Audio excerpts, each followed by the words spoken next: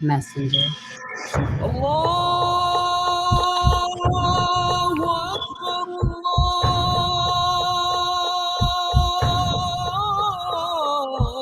You convinced us that you were the last messenger.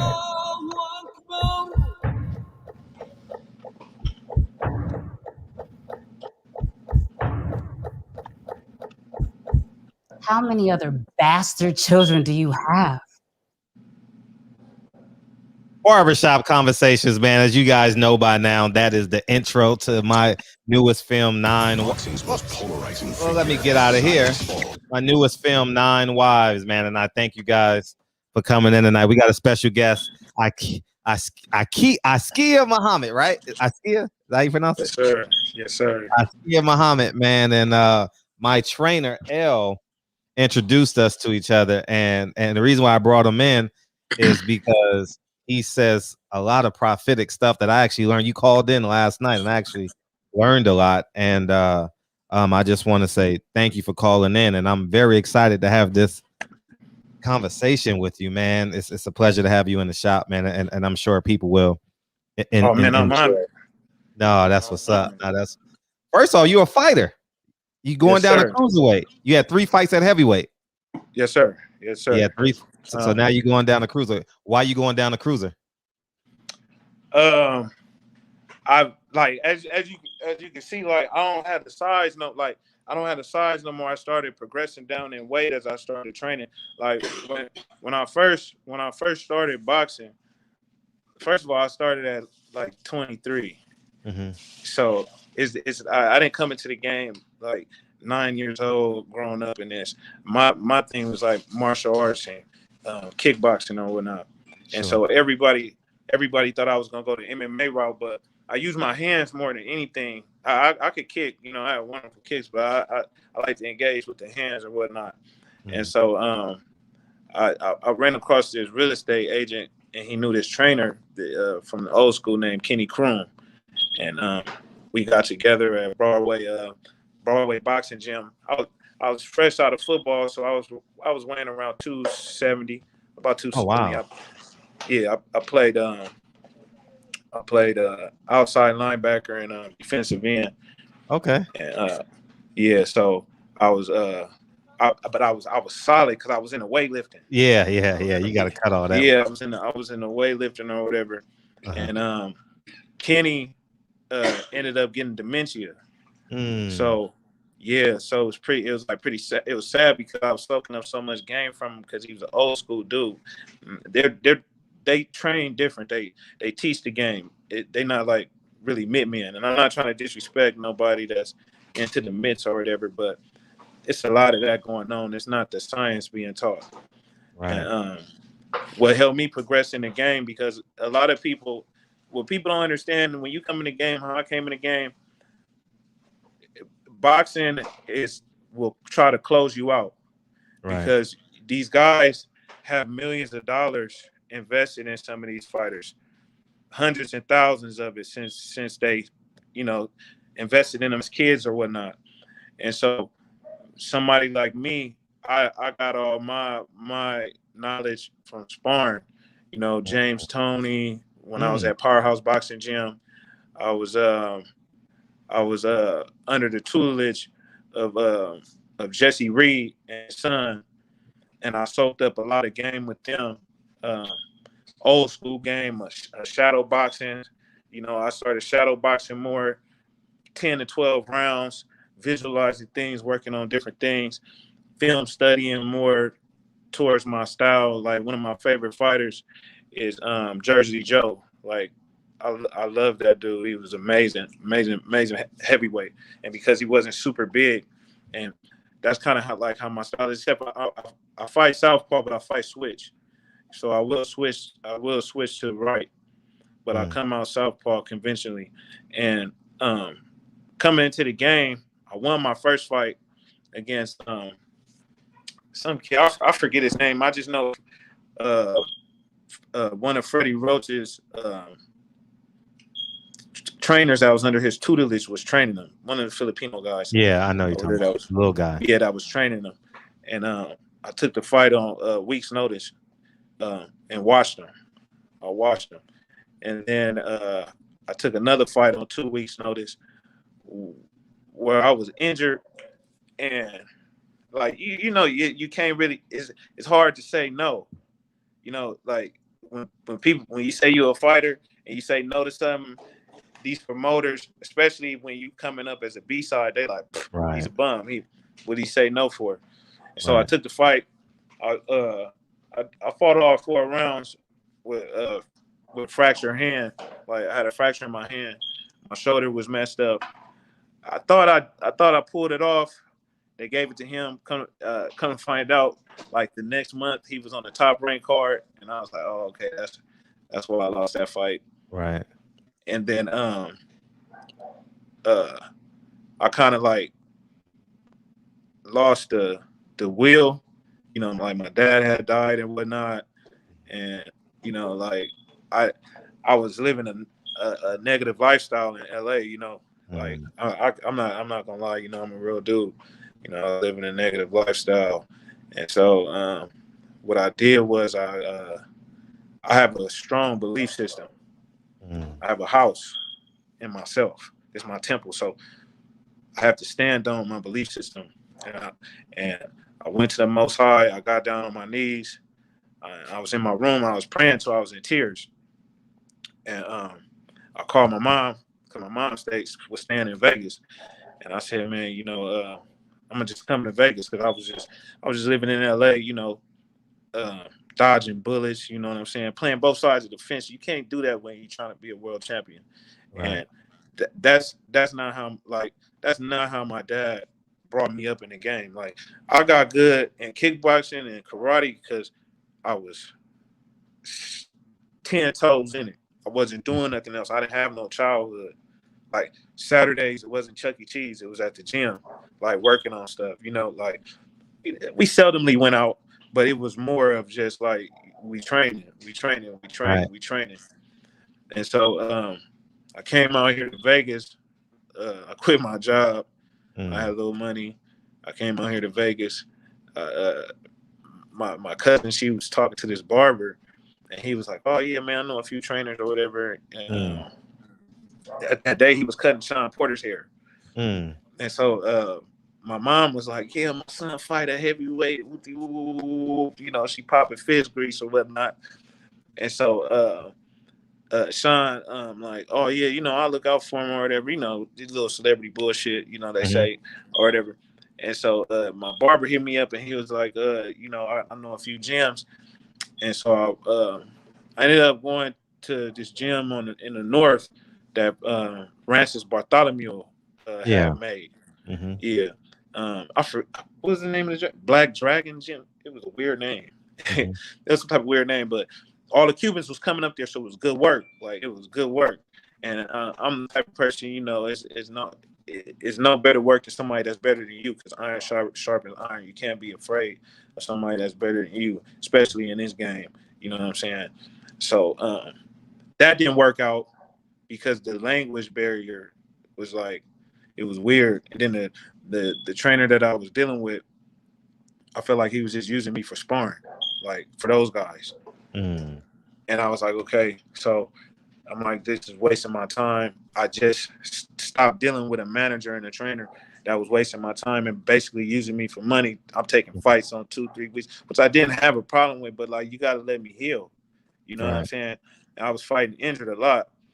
And so I came out here and I left that gym, and for a minute, I was just training in my garage and just doing things in my garage, watching film or whatnot. And so I ended up going to Johnny Taco's boxing gym, and I ran into Arthur Williams, and everybody who don't know who King Arthur Williams is, he's a former IBF cruiserweight champion of the world. Don King was his promoter. He was a good fighter, former national champion. I believe he was on the Olympic team, if I'm not mistaken. But he came up in the golden eras, and them the type of trainers I like. So now I'm linked with him, and everything is going good right now. Now it's just about me staying healthy and being moved correctly now that I'm with him, because he knows certain people like Cameron Duncan and all those Sure. different all those different type of guys. And Right. so now it's about getting my record above 500, which I know I can because I have the skill. Right. If you holler that L or whatever, he'll tell you or whatnot. And I now it's just about just putting the work in and staying healthy, and that's what I'm doing right now. I'm staying grounded. I'm staying focused. Like, I don't know nobody out here. It's no different like street distractions that can distract me. Right. And I'm just going hard right now out here. Right. Right. And can you are you on Wi-Fi right now? Yes, sir. See if you can go off Wi-Fi, because we hear Oh, I your got you. voice, but your movements are kind of, see if All that right, helps. it's off. Let's see if that works. You froze right now. Let's see if that works. Can you hear me? I can't hear you. I'm gonna kick. Can you hear me now? Yeah, I can hear you now. Can you hear me now? But Yeah, I you're got frozen. you. All right. So what I'm gonna do is I'm gonna kick you out and you just come back in on that same link. Okay. See if that works. Okay, cool. So, young up and coming cruiserweight, Askia Muhammad in the barbershop, man, and he called in yesterday, and he's a fighter, obviously, LA to Vegas, and he's restarting his career, man. And as I tell you guys, any fighter is more than welcome to come into the barbershop. I don't care what your record is, how good you are. This is a boxing based platform, and I'm here for y'all. So I'm looking forward to more people hitting me in the DM. You see my Instagram on the screen. Hit me up, and we're gonna jump into some other stuff too. He had a post the other day, and he was just and you guys know it's very apparent on my channel by now, especially with the film Nine Wives out, as it pertains to my stance on just the truth, and how I believe Elijah Muhammad lied and to protect his castle, his kingdom, and created that, as they say, created that atmosphere and energy that ultimately led to Malcolm X's murder. So we're gonna talk about that as well. He has a unique perspective on it, and I think it's just important that we hear it. So let's say, how you feel now? Yeah, that may be good. Oh yeah, I'm back. Okay, cool. So let's jump into it, man. L told me about a post you posted the other day about the Nation of Islam, and you was talking about pedophiles and and you had some choice words. Yeah, I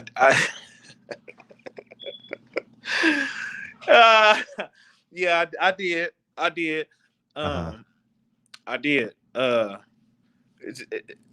uh, it's just a few things I don't agree with that's been publicized, as far as like um, Farrakhan, uh, with him like being a Bole member and like a minister, which is weird. But and then you have Elijah Muhammad, who had like a multitude of teenage baby mamas. And I'm not trying to disrespect anybody saying this, but like at some point, when does your moral code come in and say, I don't know if I could keep calling this dude honorable. Like, whatever floats your boat. Some people believe when a woman experiences a period that they ready for, you know, that's weird to me. If it's something in your spirit that's sick, if you can feel that way, Right. and I just can't agree with it. But that's the problem with traditions. It's kind of like it's like a dead person like forcing you to keep doing what they did. That was, and they know that it was weird. Like at some points, you got to break the threshold of the foolishness, Right. and the lies and the corruption. What? It's okay to break corruption. That's cool. You will be respected more. And could you check that? You will be respected more by people if you can stand up with your chin up and chest out in your environment and say, hey, these are the issues that's happening and they need to stop. But do we have people actually doing that? Right. No. We got people, we got people saying, we got people fighting over dogma, not only fighting over dogma, but fighting over the fact that this information is accessible and they feel like it shouldn't be accessible. Right. Knowledge should be accessible for anyone. But see, knowledge is power, but it's also dangerous when you don't use it in a correct responsibility and manner of having it. Right. And that's the issue with some of these brothers. I feel like they use their wittiness to lure young women and develop them in, into, the type of soldiers or sisters that they needed them to be developed in, like most religions would do with their Right. traditions. Right. Right. Why do you think people are just so afraid to say like, hey, excuse me, this is wrong and what I believe in is absolute truth and nothing that goes against it will stick?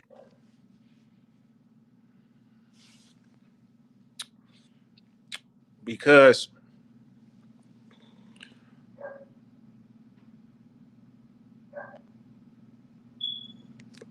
it's simple, really. It's pride. It's pride. you know that after pride is destruction. Right. Right. Like the Most High didn't teach people to be prideful, nor did he teach them to be submissive. It's like it's kind of hard to explain. He wants you to be open but not foolish. Know thy enemy like you know thyself. So when people hit people with that passive energy, because it's passive when they say that's conspiracy. First of all, people don't even know the term conspiracy theory was created by the CIA for anybody who questioned the Warren Commission that led back to the Kennedy assassination. Because a lot of people was trying to figure out what was going on. So they said, if you critically thinking about something, you a conspiracy theorist. But how are you conspiring on something that you are critically dissecting with your mind? This is what you're supposed to do as an individual. If a person agrees totally with anything and everything in this world that he may consume in his mind, he's a fool. Because there's always going to be some lies with truth and some truth with lies. That's the game of this life. That's the whole point of maintaining your spirit over your flesh, so you don't fall for this type of wickedness.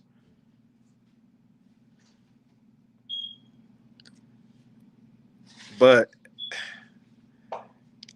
it's a security blanket, man.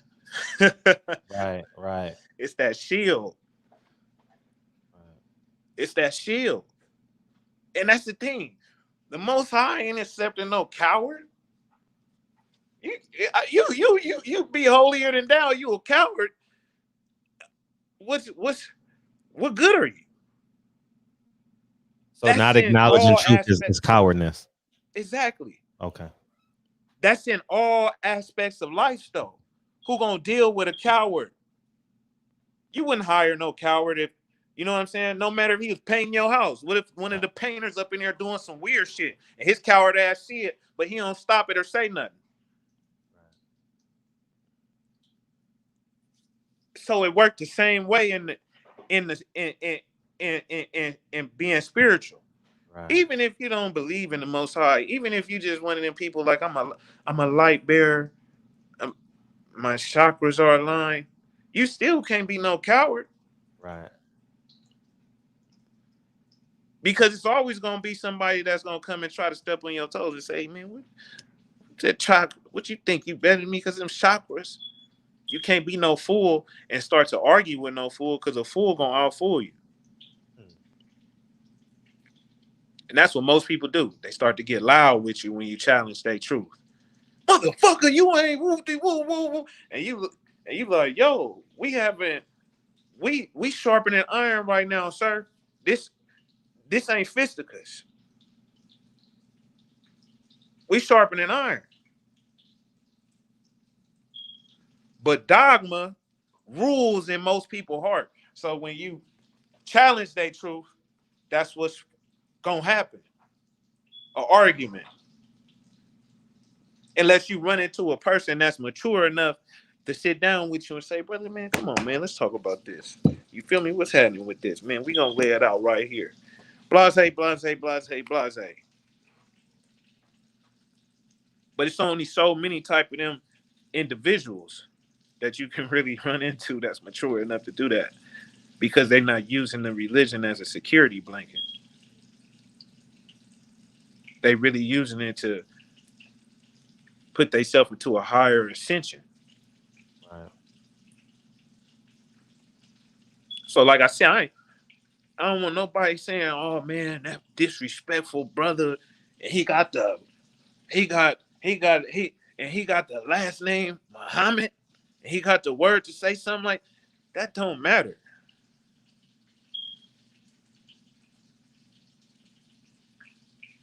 Just like some of the things I don't agree in the Baptist church. I grew up in it. Y'all care about Baptists more than you care about being saved. I used to, I don't even want to put them out there like that, but yeah, man, it's a lot of foolishness going on in them churches. You know, you brothers selling bean pies, newspapers, and they coming right in the weed shop getting weed. You know, I used to work in the shop. It's a lot of people that I done seen come in the weed shop with the church's money. So, you know, like I said, I ain't holier than now, but I don't scam people. Yeah, I done some criminal activity. I just admitted to that. But it's about what you doing now. Reiterating yourself. And didn't no man that breathe air and bleed like me help me reiterate myself and get myself out of depressive state from me losing my pops. Right.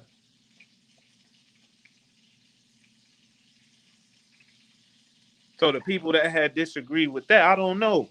If you need somebody that's affected by time, space, and matter, maybe you ought to question, are you really doing this for true faith? Or are you just doing it because you think you don't want to go to hell? A lot of people need to sit in the mirror and reflect and really think like, why I come here? Because a lot of people don't. A lot of people don't. They walk up in that building, they may cry a little bit because some things may get to them because, pastors know how to move you. I don't want to disrespect all the pastors, but some of them is like pimps. They former pimps, so they got that mouthpiece. They know how to look for the ones that may be wearied in the crowd to get them to cry and things like that. Right. Come on up here and join this church, baby. And she leave the church and hit Figueroa immediately. Because you pacifying them up in there.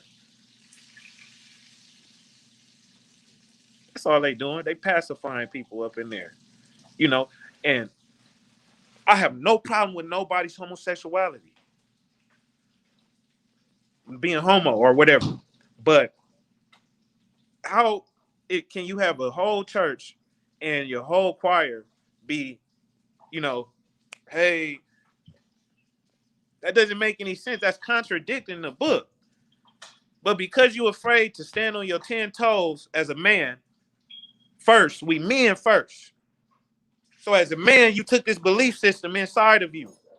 So now as a man, it's time to stand on it. So I can't respect a lot of brothers. They say, oh man, one day they'll change. And it's people. If a person gonna change, they gonna change, man. Them come in there and you throwing anointment oil on them, they have to want it. People been fooled. A lot of sheep being led off that mountaintop.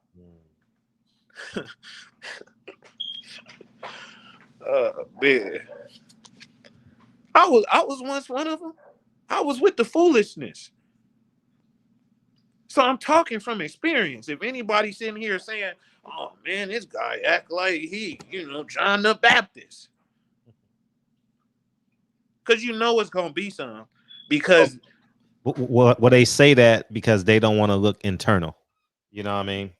Oh, wait. You took the words out of my mouth. Yeah, that's why I smile at a lot of criticism. Oh, Fred, you this. Because I know they basically talking to themselves 9 out of 10 times. Yeah, you get a bad rap, man. I'm gonna keep it real. You get a bad rap. I mean, we coming up in a world where it's hard to agree to disagree. It's just like how we've coming up in a world where we have not been taught accountability. Right. Like the Black Lives Matter thing, for years, I used to wonder, because, I was in the streets, growing up in Inglewood, how Los Angeles is. Sometimes you may get involved with a few organizations or whatever, but, I always had knowledge of it because my dad was a gang counselor. So he used to give brothers jobs off the streets. So I've seen enemies, as they call each other, work hand in hand, go eat, laugh, and cry with each other, and become brothers. It's possible, but you can't do it consumed in bread and circus. You got to be focused on yourself internally to get that hate up out of you, because it's nothing but a mass of sin. Sin is antimatter, it's energy. What you think? The Most High was vanishing away from the planet when he came here in Genesis and said, let there be light. It was antimatter. It was sin. It was mass chaos that covered the earth. This is the reason why the firmament protects us. That invisible dome. That's why nobody's never been to space. They've only orbited. Nothing can leave this planet. Just like ain't nothing cracked it. That's why people's been to the moon? No, nobody. That was in Hollywood. Nobody's been in the moon. They did that. They did that to bankrupt Russia. That was the only reason why they did that, bro. Nobody's been to the moon. You're a fool if you believe that. You think that guy's footprints is on the moon and they say, 1 million asteroids hit the moon a day. How the fuck is the flag moving and there's no wind out there? Like, I just don't understand it, man. These devils tell you to your face the truth, but they tell you the truth in a mixture of entertainment. You have to pay attention to these fools. Just like everybody listening to Dr. Fauci, this is the same doctor that was injecting people with HIV in the 80s. He's been sued 1 million times. But this the same guy that everybody's listening to? How many doctors have came out, prestigious scientists have came out and said that this man is incompetent? But it's like I told you last night, because people don't know the past, they fall to the coming. Just like people jucked and jive over Joe Biden. Brother, let me tell you something. If I put you in a room and I say, hey, Fred, it's a tiger and a lion up in there. Choose which one of them you want to die by. Would you even vote? Would you vote?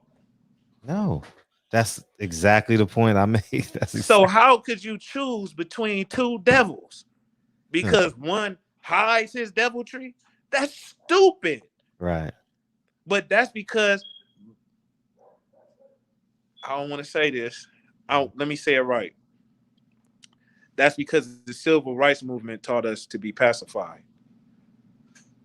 And No, it did, and Malcolm spoke on that, and and the, to elevate your point, the last years of Martin Luther King's life, he realized it was about economics. He says, "I've led my people to a burning building," and I said this today in a video that I'm about to drop. I said I'm just gonna be called a coon at the end of the day because I can't be a Republican, I can't be a Democrat, I'm not choosing sides, and because of that statement by Martin Luther King, he wouldn't have been a Democrat because he knew that JFK and LBJ bamboozled him.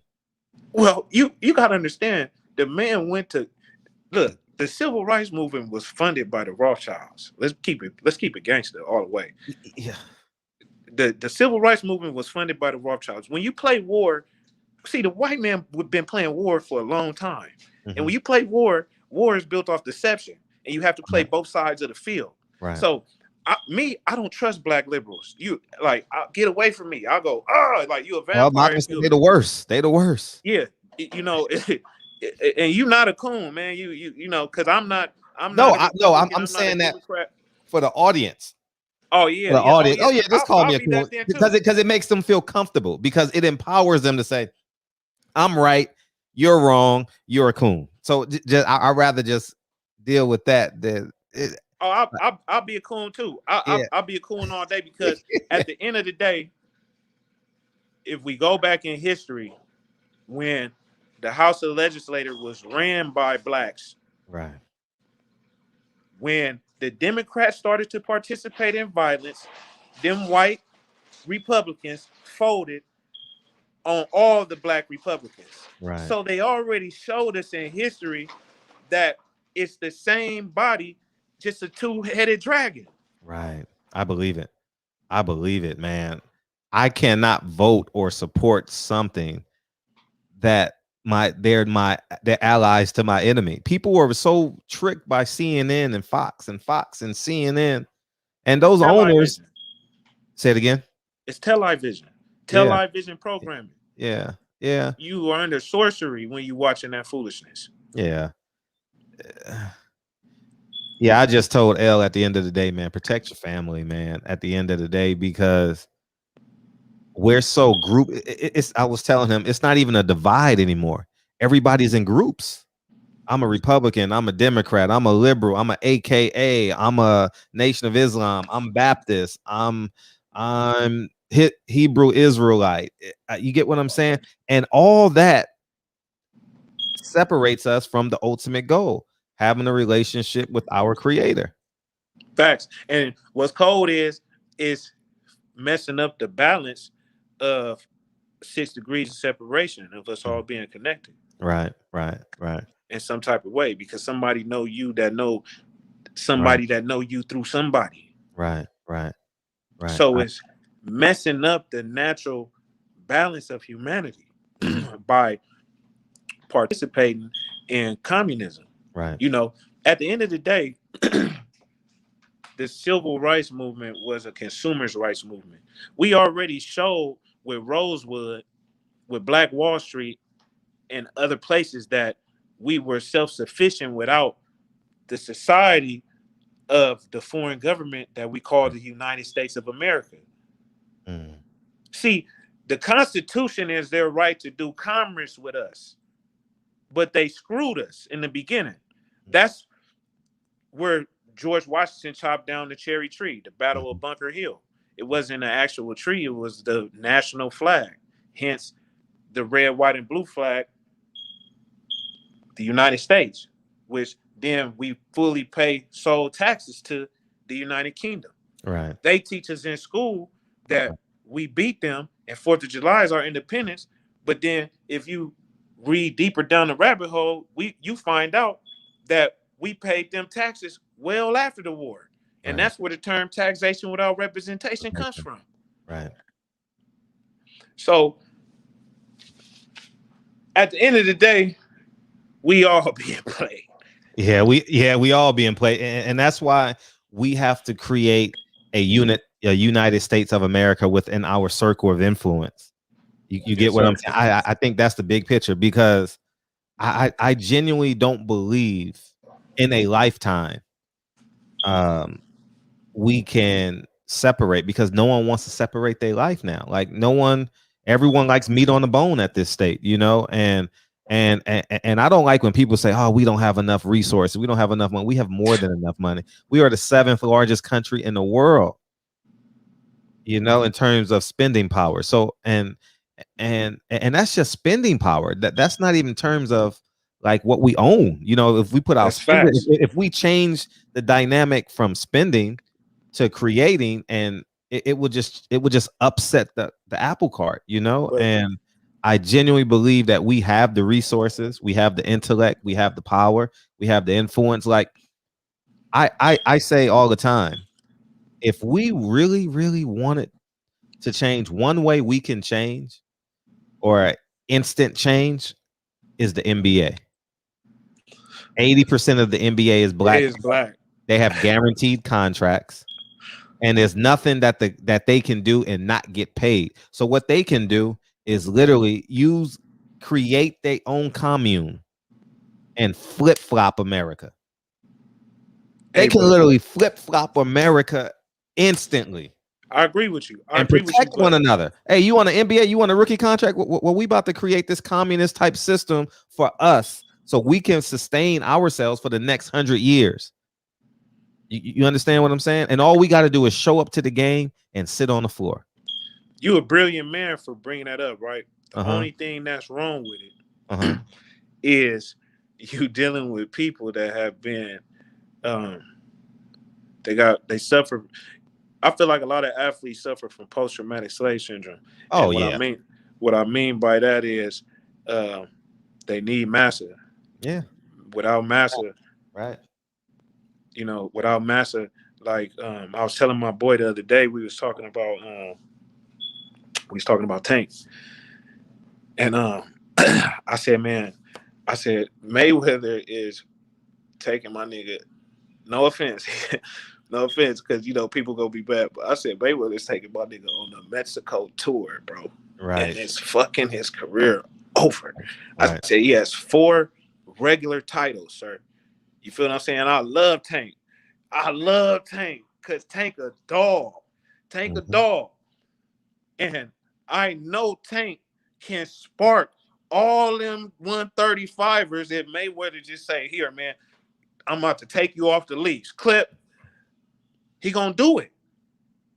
Now 140, he may have a little issue, but I see him doing good at 140. 135, 130, take the leash off him, man. Right. But the reason why Tank can't control is because that massa complex. Yep. Floyd is his savior. Facts. Man. And he accepts it. Like, he compromises himself. For example, when they do interviews, he says, he's not going to do this. He's not going to fight across the street. Well, let the fighter talk. Yeah. You are employed by the fighter. Me and my trainer was talking about that the other like a couple months ago, and I said, I wasn't really feeling the Calvin Ford thing. Like, I know Calvin man said that he was cool with it, but I really man. See, I'm a man. See, and this is what he said. He said he was cool in an interview. I saw that interview, but I'm just simple. It's real simple for me. I am a man, so I know how a man thinks and responds to positive stimuli and negative stimuli. And every man wants credit for growing its harvest. Tank is Calvin Ford's harvest. And it's no way on God's green earth that he's just comfortable with Floyd just jumping in the corner saying, do this and do that.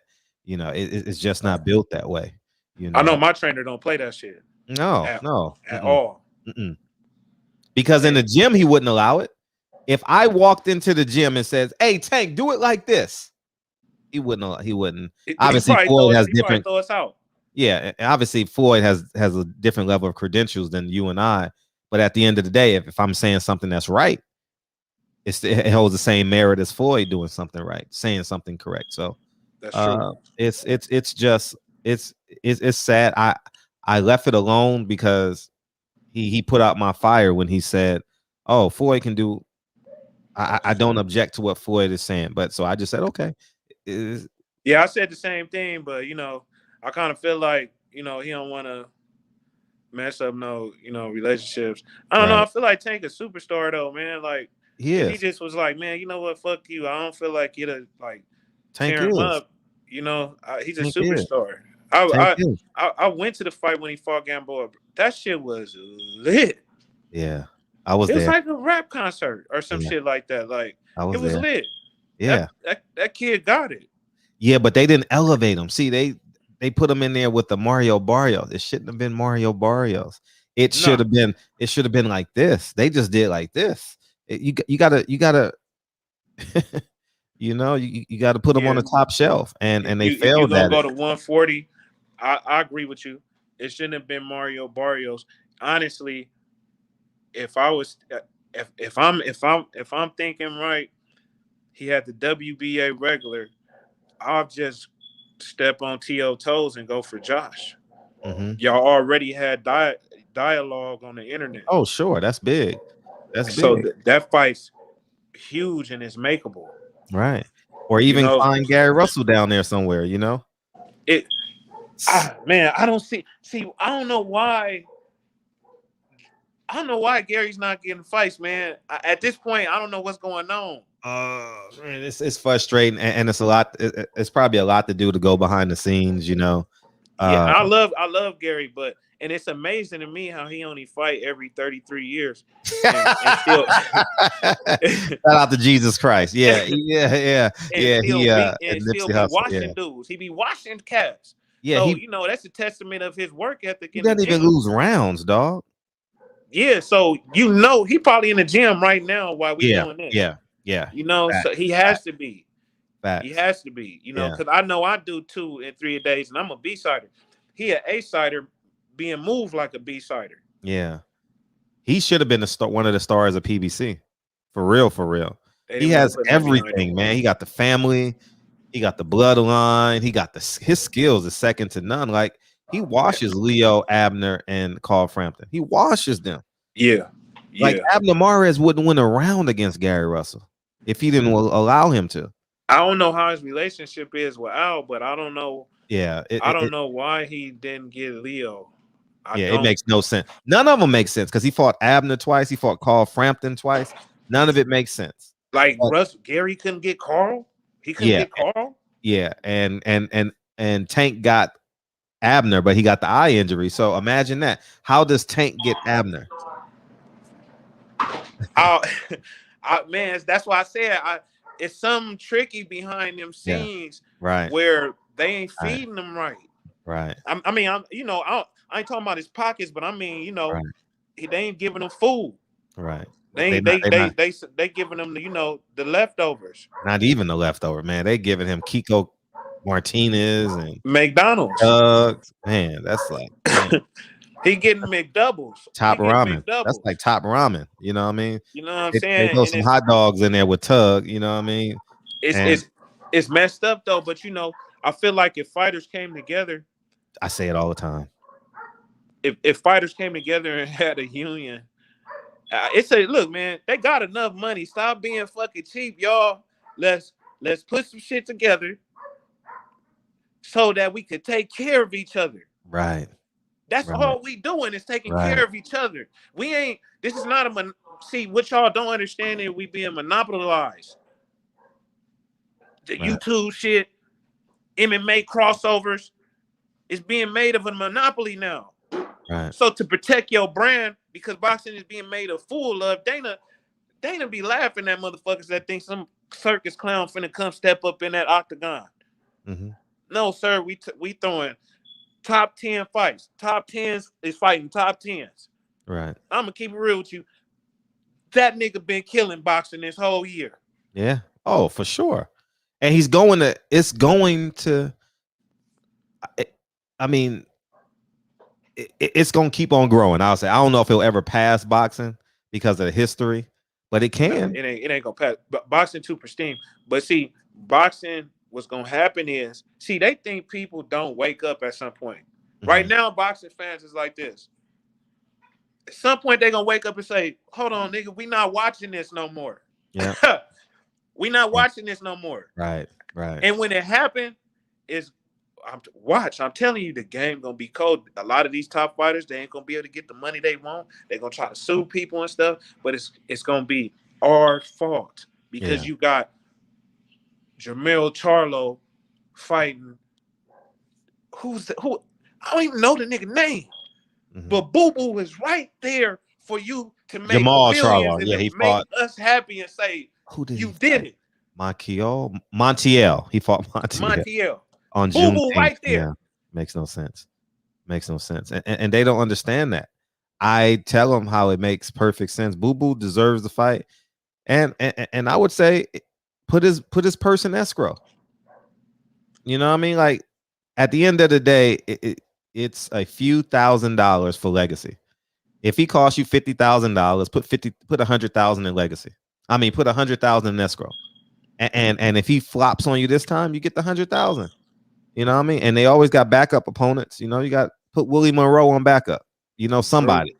You know, True, somebody. Yeah. You know, I agree Gabe with you on that. Rosado. You know, he's 68, but you get what I'm saying. So it's boxing is in a depressive state for me personally because this summer could have been a really good summer. You know, especially with Deontay Wilder and Tyson Fury. Tyson Fury, you mother. Yeah, he ducking, ain't he ducking? Ain't he ducking, dog? Like it's like he playing hopscotch, and he done tied the rope to the wall, you know, and trying to jump and hopscotch at the same time, the rope at the same time. He thinks he Houdini, man. He really thinks he's. And for the people, because I know people are gonna be like, "Oh, he's a Wilder fanboy." Listen, check this out, partner. I won money off the rematch. I'm a fighter, and after the first fight, going into the rematch, I just didn't feel it from Wilder, so I put money on Fury. I'm gonna keep it real. I didn't feel it. I won money. This rematch here, I feel like we about to get the Wilder that fought Styvern the first time. And the second time. Yeah, and the second time. Yes. Punished him. Oh man, he gonna have some fun in the ring, man. I really believe he's gonna get behind the jab. You know, if he start bringing that jab and that uppercut underneath. Yeah. Come on, man. That shit Malik got him doing. If he really implement that, bringing that, dude, a man that punched like that, punching in bunches. I think Fury might die. He hit him with a 3-piece, clean. Yeah. You know that dude can hit, man. I seen him spar before. 20-ounce gloves.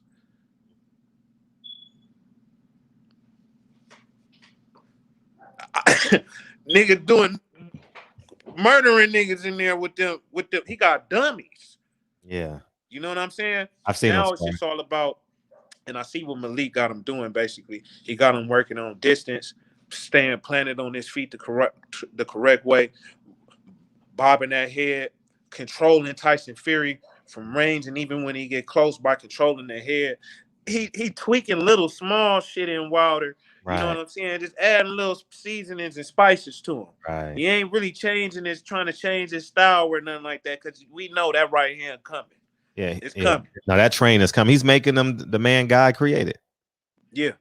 You know, two times. And I think Malik has the intellectual capital to get it done. You know, like I wish he would just do a podcast or interview every day. Like I can sit and listen to Malik Scott every day. Like how people listen to Stephen A. Smith. I can listen to Malik every day. Every day. I stalk his stories. Breaking down fights. I stalk his stories every day. Like, what is he talking about today?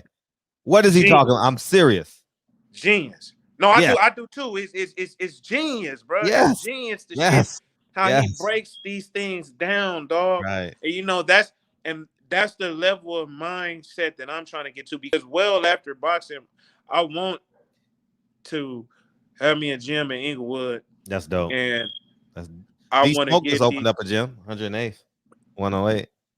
exactly. I Mhm. want to get these kids Right. focused on something else. And like I told a few people, it's not about them turning pro. It's about them experiencing life outside of the ghetto. Right.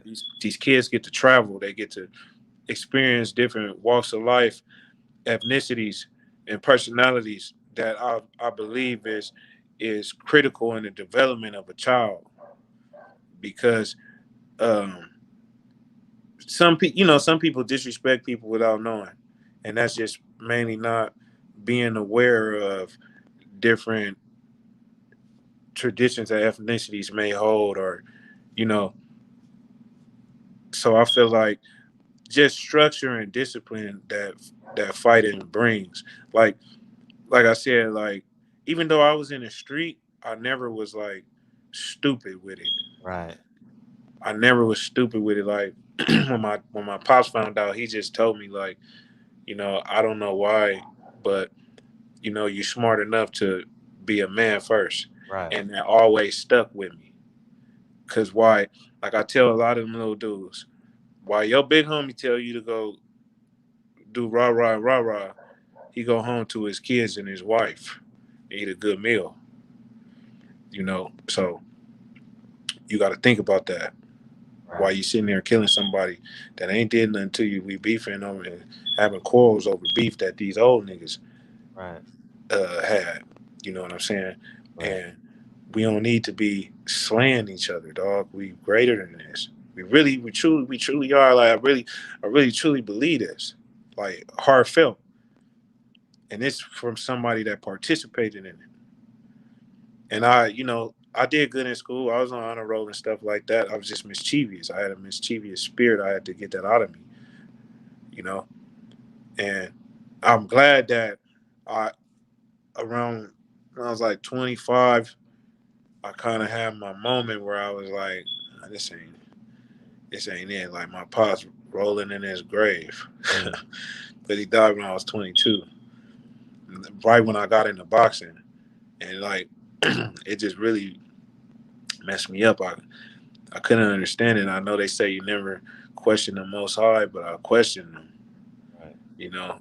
I just couldn't believe it. Like he get out the hospital, he healing, and then my mom calls me and say, "Oh, come home, your dad going to the doctor." She didn't want to tell me over the phone what happened.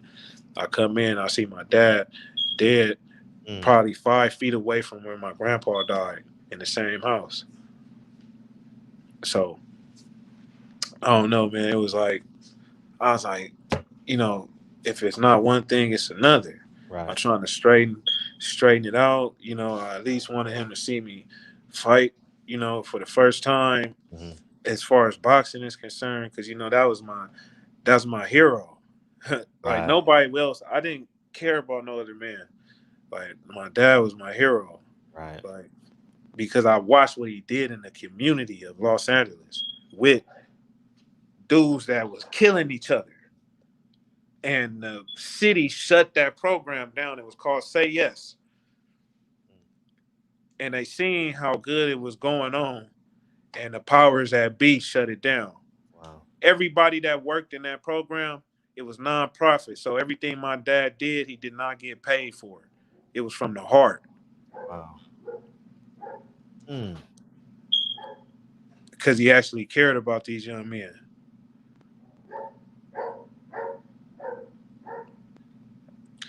And, you know, when I lost that, because I feel like I didn't gain enough knowledge from him. Like my pops was always giving me game. Like that's Mm. what was keeping me. And when I lost that, I was like, what do I do now? And I was praying to the Most High, and it dawned on me that I was using my pops as a safety blanket. and that was my downfall when he had died. That's why I had went into a state of depression so bad, because he was my safety blanket. He always got me out of trouble if I was in trouble. He was there at every fight, even on his sick bed. He'll come wheel up in the gym, and I'll be like, man, why you here, man? Like, it barely breathe. And he like, man, we got to get you going, man. When I used to fight in Vegas for the national championships and the WKO, the World Karate Knockout or whatever. And yeah, he was just a dope dude, man. I wish the world could have known him. I ain't gonna even lie. And I just ain't saying that because that's my pops. He used to help my homies, like physically. Like, oh yeah, man, why you bumming it on the street? Oh man, I got kicked out. Well, come on. You know what I'm saying? I got room for you. Bam. You wait, you got some food, you got some money in your pocket or something, man. What you doing out here? Boom, boom, giving him food. He would go out there and try to like pre-structure it into homies and stuff like that. You know what I'm saying? Like I said, sick as a dog. Like, so it's just a testament to his character. And when he died, I said, I hope I could be like that. Right. Because Amen. And that's what a father wants. Honestly, like your dad did what he was supposed to do while he was here. You get what I'm saying? You called him your hero. Job well done. And that's what I want. My son is gonna have to talk to hundreds of thousands, if not millions of people when I'm gone. And I want my son and my daughter to say my dad was my hero. I feel like I had deja vu right now. But yeah, for real, like it's incredibly important that that happened, and job well done. Job well done. That's why my mind's so strong, man. A lot like my dad, we used to hold Bible studies in the house. Like my pops, he was friends with a 33rd degree Mason, and then he was homies with a Jehovah's Witness. Then he had a Muslim partner that would come over. So my house would be lit with different beliefs. Sure, beliefs and yeah, absolutely. And I would try to invite certain people to come over and study to get some knowledge. You know how it is with the young folks. It's like if it ain't little Boosie, even though I was their same age, it's just that I like to feed my brain. You had a father. You had a father. Yeah, I'm already feeding my physical shell. So my dad always told me, like, this the strongest thing you got. All that's pretty, but like this right here is that's the weapon. You got to keep this on point, because without this being on point, even the dummies ain't gonna work right. So I was always taught to spirit first, and it'll pour out onto your flesh. Right. I don't feed the flesh first. I'll get a haircut and all that shit. Everybody does that. But as far as like just being in love with myself, like saturated with nice things and clothes. I have nice things and clothes, but that shit can burn up and I wouldn't cry. Right. It don't mean nothing. Right. I get it. Like on my Instagram, on my thing, it says, living life is making plans to die. And I stand by that. So while you making plans to die, what's your impact? If you was only known for money, I feel sorry for you. Facts. Right. It's sad when, somebody go to somebody's funeral and all they talk about is the money they had. What y'all learn from this man? That's the impact I want to leave behind when people around me, they, like I said, me and L, we talk all the time. And he did that off the humbug, got at you about, like, I didn't even know he did that. Nah, he didn't. He told me after. Yeah, he did. And I was like, oh shit. And he was like, yeah, man, he might want to talk to you. And I was like, damn, man, I think Well, thank you. But we're gonna do a part 2, part 3. I gotta put the kids to bed now and brush their teeth and all that. And All right, yeah, champ. Hey, man. man, I'm honored, man. I appreciate this, Nah, man. this is love, man. We're gonna do this often because I think it's important that um people hear two men just having conversations, and Yes, and having the truth, searching for the truth, losing the truth, trying to regain the truth, yes, sir. in the capitalist society. It's important. And I'm gonna let you know when I got something coming up too. We working Oh, on for something. sure. We working on something. It might be in Mexico. Yeah, I didn't want to go that route, but you might better be in Mexico, man. you better stay in San Diego for a month and come back with 6 wins. Yeah, that's the plan because you could go out there probably about 10,000. Mm-hmm. Probably about 10,000. You get about 6 to 7 fights. Yeah, for sure. Yeah. Yeah. 10,000. Yeah. Get it back straight. And because Mm-hmm. I believe my style is different. If you talk to L, he'll tell you it's kind of like it's hella old school. Like people gonna like it. Like I still use the cross block. Mm-hmm. I roll here. Most people teach to roll here. I was taught old school. I roll here. You know what I'm saying? It's just different. I switch in between combinations. I'm keep being defensively sound. I'm just a lot sharper, especially since I got with Art and him being a former world champion. The training is just different. I can't wait to showcase my skill. I feel like I'm a cruiserweight Tevin Farmer. Yeah. Hopefully you can knock somebody out. You know what I mean? Oh yeah. No, I got no disrespect to Tevin, but I'm thumping. Yeah. I'm thumping. Yeah. You gotta give out your Instagram, and we should do that at the top of the show. My Instagram is Inglewood_champion. Mm-hmm. Again, Inglewood_champion. Man, I totally appreciate you coming on. We're gonna do this again. So let's do it next week, man. You know what I mean? Hey, let's do it next week and just keep on talking. Man, let me know I'm honored. I told my mama, I called my mama. I said the barbershop hit a nigga up. She's like, what? She like, what's that? I said, man, this nigga, it's this nigga named Fred. He got a cold platform, you know what I'm saying?